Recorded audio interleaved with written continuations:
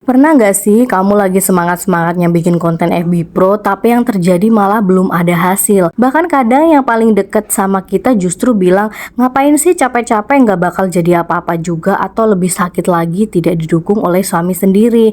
Aku mau bilang sesuatu ke kamu hari ini, kalau kamu masih bertahan sampai titik ini, kamu itu kuat banget Besti.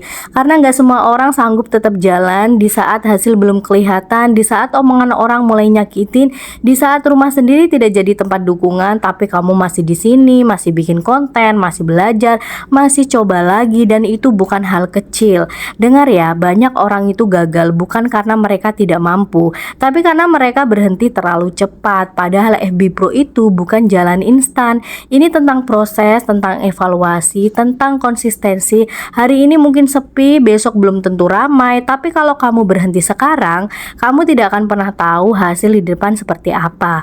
Dan soal omongan orang, biarkan saja Besti, karena orang yang paling banyak bicara belum tentu paling mengerti perjuanganmu.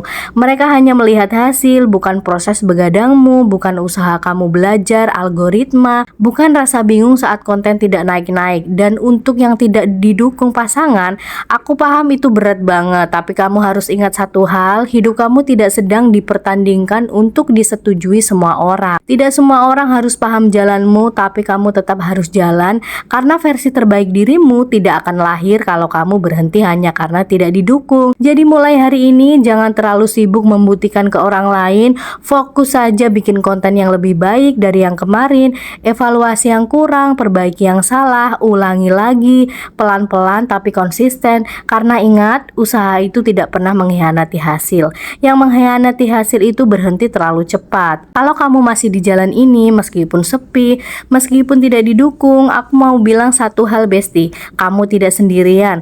Tetap jalan ya, tetap bikin karya terbaikmu, karena suatu hari nanti yang hari ini meragukan kamu akan melihat kamu berhasil, dan saat itu datang, kamu cuma bisa bilang, untung aku bertahan waktu itu.